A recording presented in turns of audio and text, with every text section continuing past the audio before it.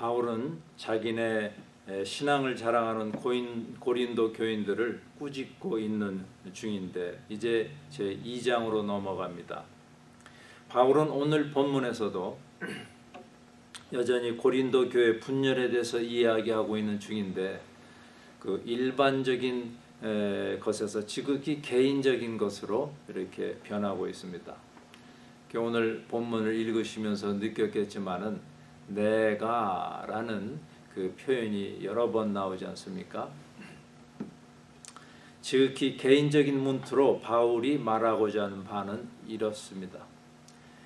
전도자가 아무리 멋있게 복음을 전한다 해도 우리가 기억해야 할 골자는 십자가에 못 박히신 그리스도요. 그리스도의 죽음만이 죄인들을 불러서 구원할 수 있다는 사실입니다. 1절입니다. 형제들아, 내가 너에게 나아가 하나님의 증거를 전할 때 말과 지혜 아름다운 것으로 아니하였나니. 바울은 큰 도시 고린도에 갔을 때 말과 지혜 아름다운 것으로 메시지를 전하지 않았습니다.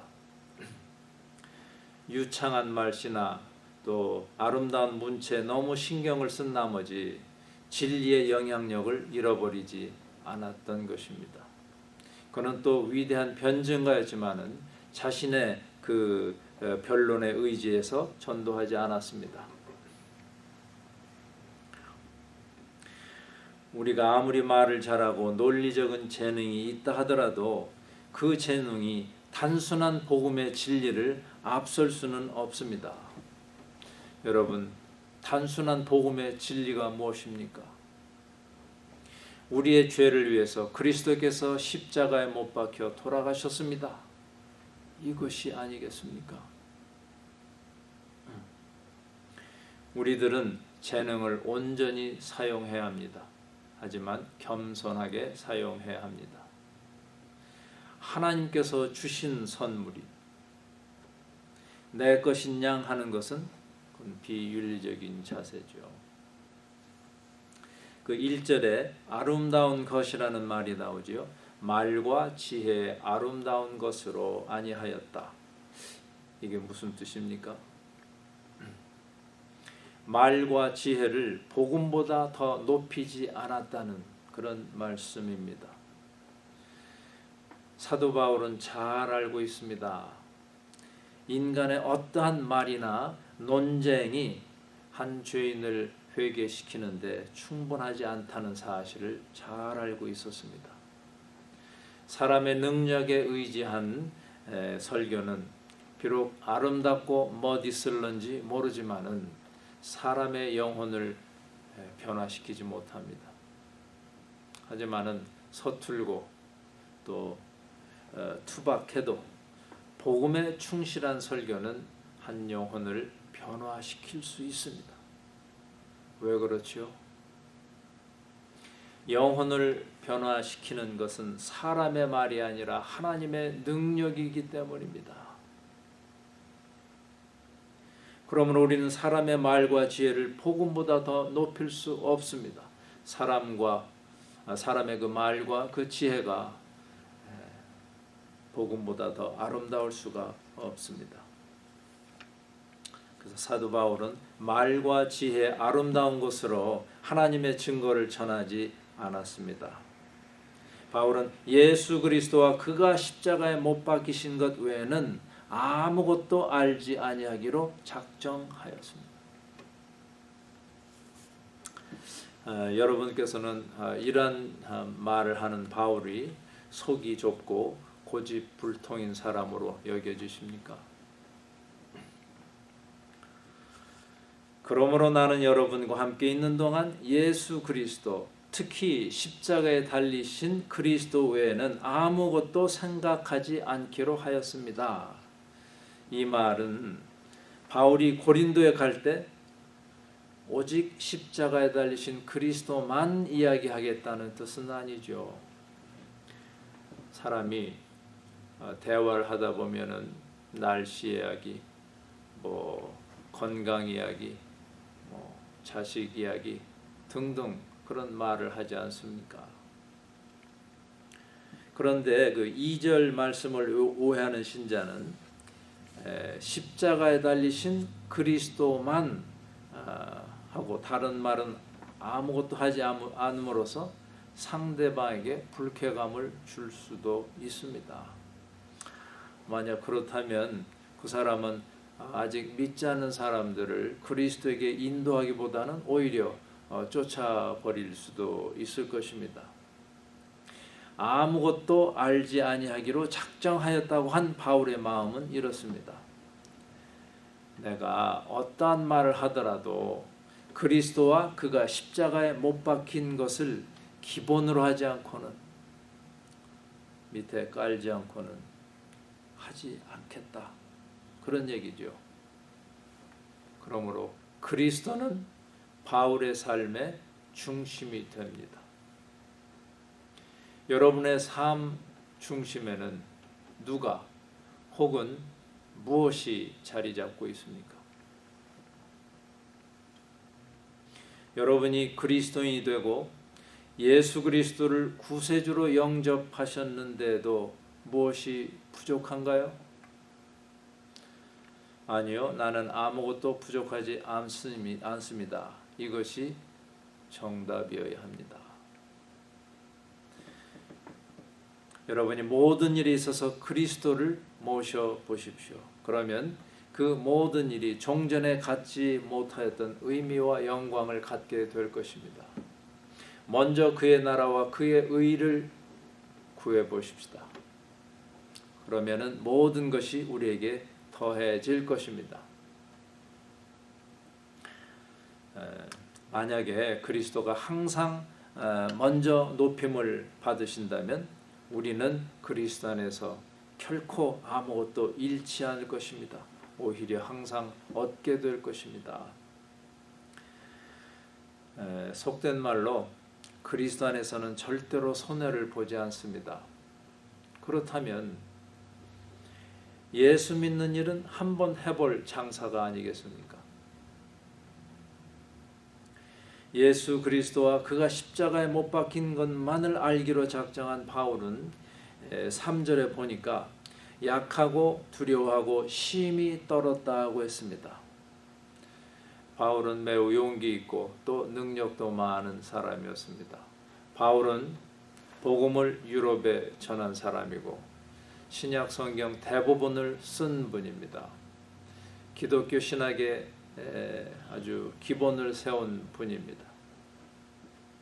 그는 겁없는 모험가고 굽힐 줄 모르는 선구자요, 전례 없는 일을 일궈낸 지도자입니다. 그러한 바울이 내가 너희 가운데 거할 때 약하며 두려워하고 심히 떨었노라 이렇게 고백을 하니 이상하지 않습니까?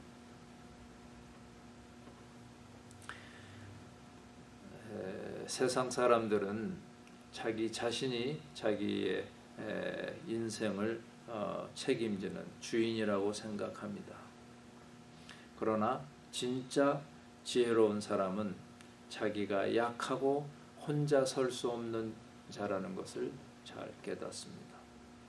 참으로 지혜로웠던 사도 바울은 인간을 강하게 하는 신비한 근원을 발견하였는데 어디서였을까요? 하나님에게서였습니다. 이 고린도전서 15장 10절에 보시면 내가 나 된 것은 하나님의 은혜로다. 내가 나 된 것은 하나님의 은혜로 된 것이니. 그렇습니다. 인간을 강하게 하는 그 근원은 바로 하나님이십니다. 그래서 바울은 내게 능력 주신 자 안에서 내가 모든 것을 할 수 있느니라 하는 고백도 하고 있습니다. 그런데 이런 고백도 하지만은 이 바울같이 위대한 사람도 종종 낙심을 하였습니다. 바울도 때로는 자신이 쓸모없고 무능하다고 느끼기도 하였고 패배감에 휩싸이기도 하였습니다. 여러분께서도 자신이 약하고 또 두려워할 때 성도의 자격이 없다고 낙심만 하지 마십시오. 여러분께서도 자신이 쓸모없고 무능하다는 감정에 압도당할 때 우리에게는 좋은 친구가 계심을 깨달으시기 바랍니다. 그래서 바울은 약함과 두려움과 떨림으로 인해서 그냥 주저앉지만은 않았습니다. 무능력해지지 않았습니다. 반대로 강한 힘을 얻게 되었는데 그것은 주님께서 도와주셨기 때문이죠. 주님에게서 강한 힘을 얻은 그는 가장 타락한 도시 고린도에게까지 가서 복음을 전하게 되었습니다. 그런 경험이 있었기에 바울은 고린도 후서 12장 10절에서 내가 약한 그때 강함이라 하는 역설을 하고 있습니다. 스스로 약하다고 느낄 때 우리는 겸손하게 되고 남에게 동정적이 됩니다. 남의 도움을 받지 않고 무슨 일을 달성했다 하는 자랑을 하지 않게 됩니다.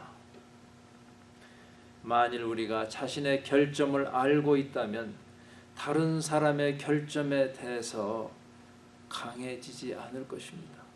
반대로 도우려고 할 것입니다. 우리가 지는 짐이 무겁게 느껴진다면 마찬가지에 처지에 있는 다른 사람을 도우려고 할 것입니다.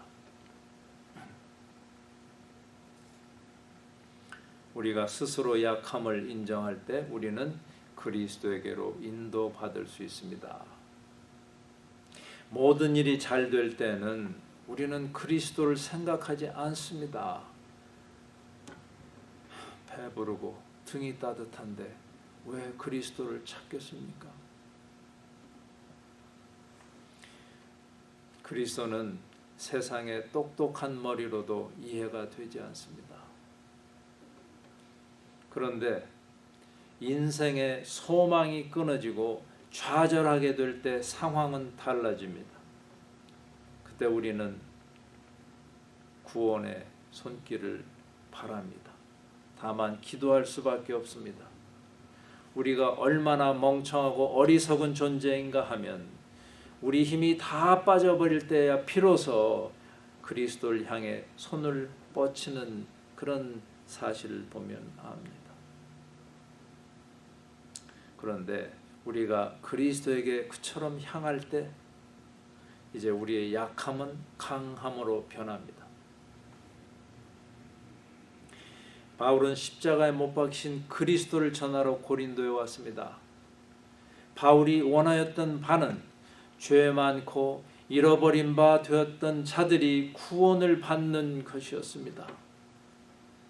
그런데 어느 누구도 죄인을 구원할 만큼 강하지 못합니다. 죄인의 완고함 앞에서 우리는 우리의 약함과 무기력함을 느끼지 않을 수 없습니다. 이것이 모든 설교자나 복음의 증인들이 깨닫는 바입니다. 심지어는 예수님조차도 회개하지 않는 예루살렘을 향하여 눈물을 흘리지 않으셨습니까? 여러분들도 혹시 그러한 감정을 느껴보신 적 있습니까? 믿지 않는 남편이나 아내, 부모나 형제, 자매에게 전도할 때 여러분 자신이 그들을 그리스도 앞으로 인도하기에 턱없이 부족하다고 한탄한 적은 없습니까? 예수 그리스도를 믿기만 하면 죄가 씻겨지고 참된 평화가 넘치고 승리의 삶을 살 수 있다고 설득하기엔 우리의 힘이 너무나도 없음을 통탄하신 적은 없습니까? 바울은 자신의 전도로 말미암아 회심한 사람의 수가 그렇지 못한 사람의 수보다 훨씬 적다고 생각할 적에 무엇을 자랑할 수 있었겠습니까?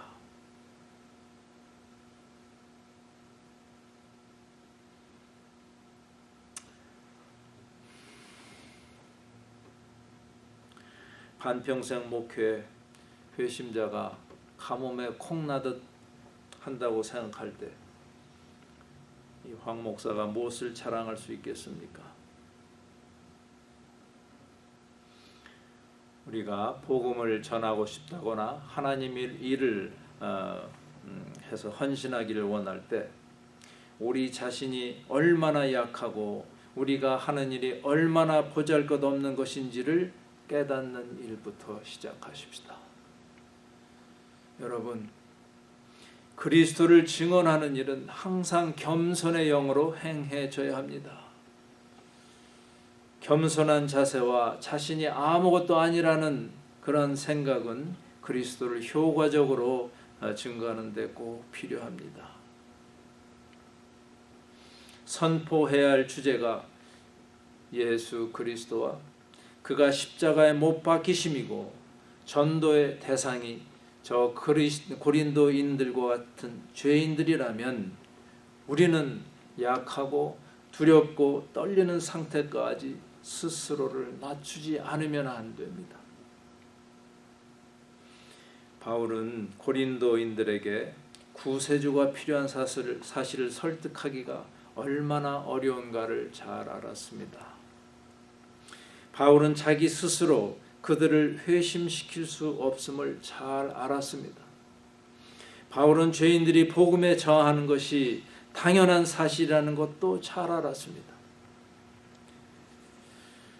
바울은 말을 잘하고 능력 있는 설교자라 하더라도 이 세상에서 가장 어려운 일이 한 죄인을 그리스도에게 인도하는 일임을 잘 알고 있었습니다.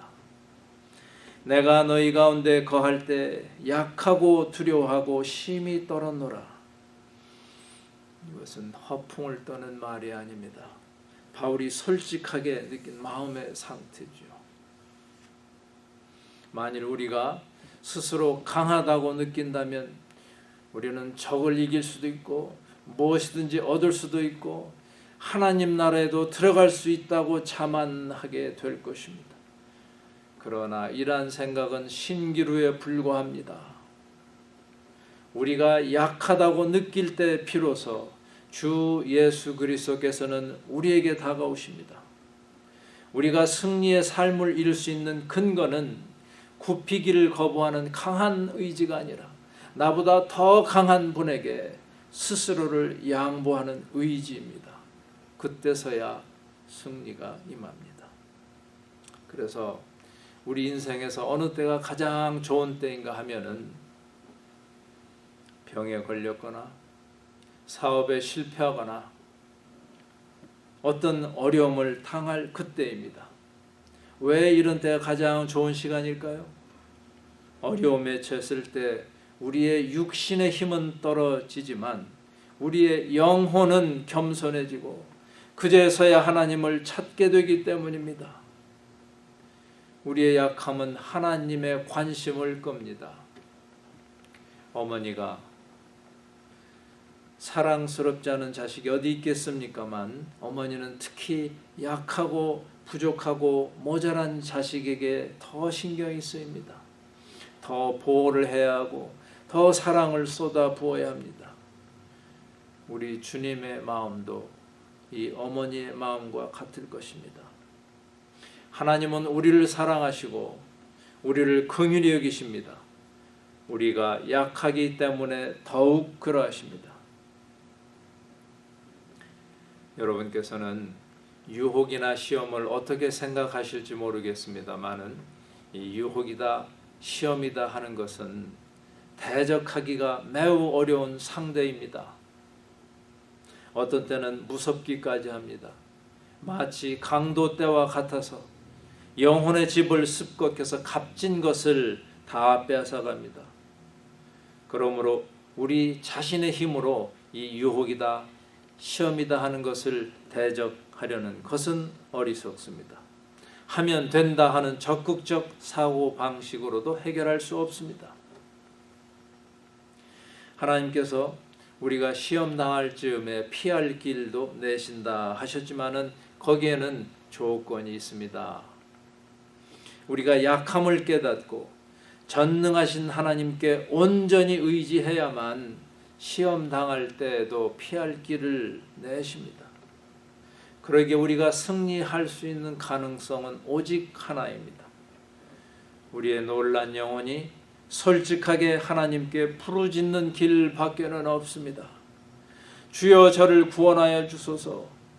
그러지 않으시면 저는 망하고 말 것입니다. 이렇게 나아갈 때 승리감이 우리 마음에 채워질 것이고 찬양이 우리 입술에서 흘러나올 것입니다. 바울은 고린도인들에게 나아갈 때 약하기만 한 게 아니라 두렵기도 했습니다. 바울은 설교할 때 자랑하는 자세가 아니라 자신이 부적합한 게 아닌가 늘 두려워하는 자세를 가졌습니다. 그런데 여러분, 거의 모든 위대한 일 뒤에는 두려움이 있습니다. 의학은 질병의 두려움에서 비롯되었습니다. 전도자들은 구원받지 못한 심령이 당하게 될 마지막에 대한 두려움 때문에 말씀을 전합니다.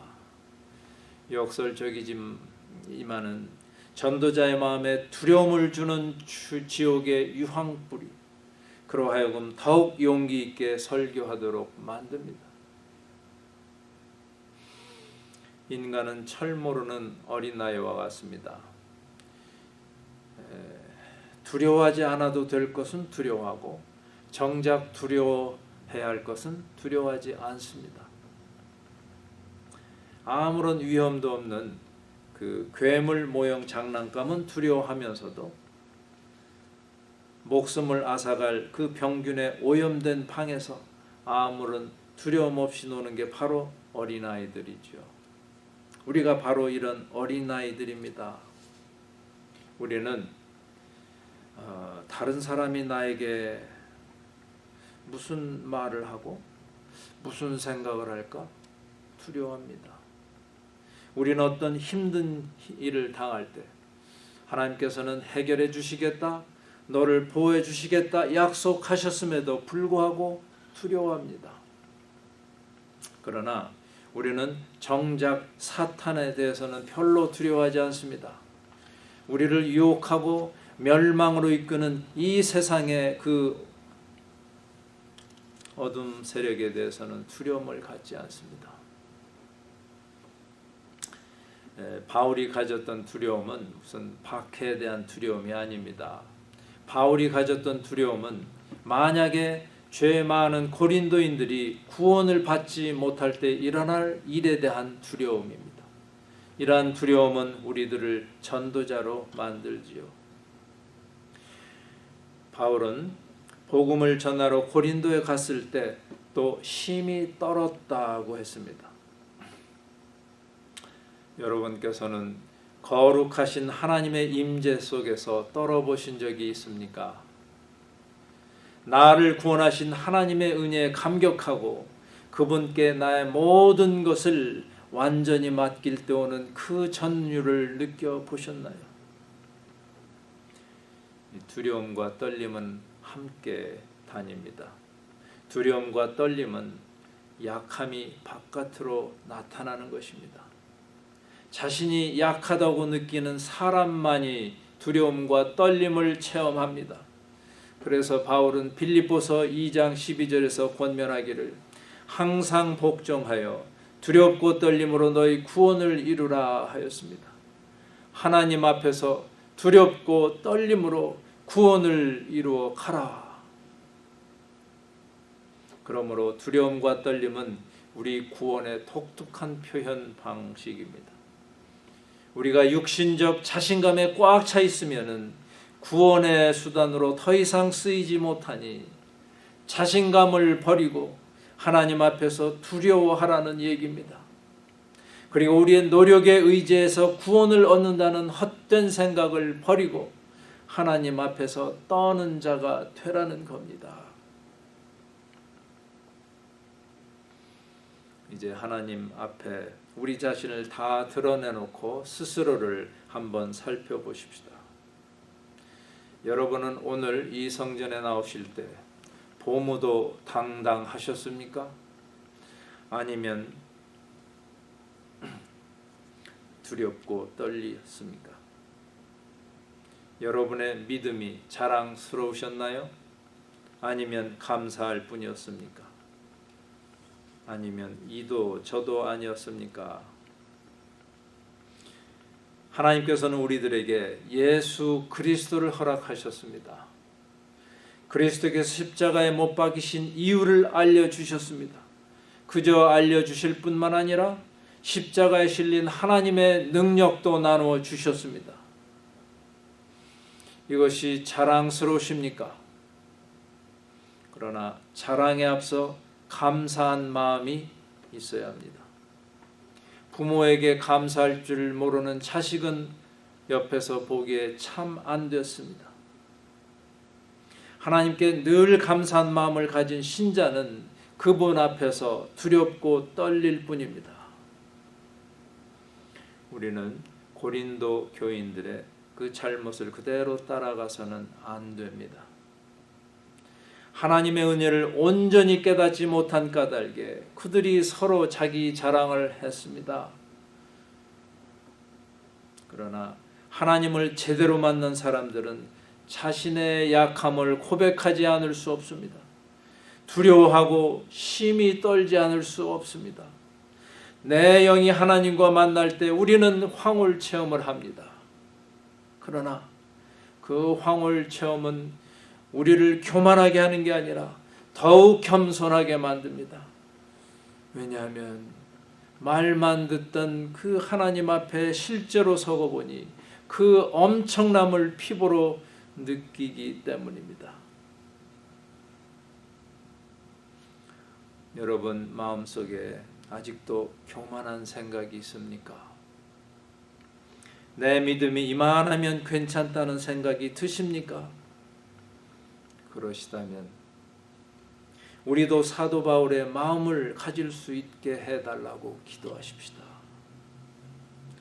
내가 너희 가운데 거할 때 약하고 두려워하고 심히 떨었노라. 아무쪼록 바울의 이 마음이 여러분과 저의 마음이 되어서 하나님을 겸손하게 섬기며 영광 돌릴 수 있기를 우리 주님의 이름으로 축원합니다. 기도드리겠습니다. 은혜로우신 하나님 아버지, 오늘 이 시간에도 아버지 앞에 서고 보니 약하고 두려워하고 심히 떨지 않을 수 없습니다. 저희로 하여금 늘 하나님의 임재 가운데 거하게 하시고 나는 비록 약하나 주님의 강하심을 찬양하게 하소서.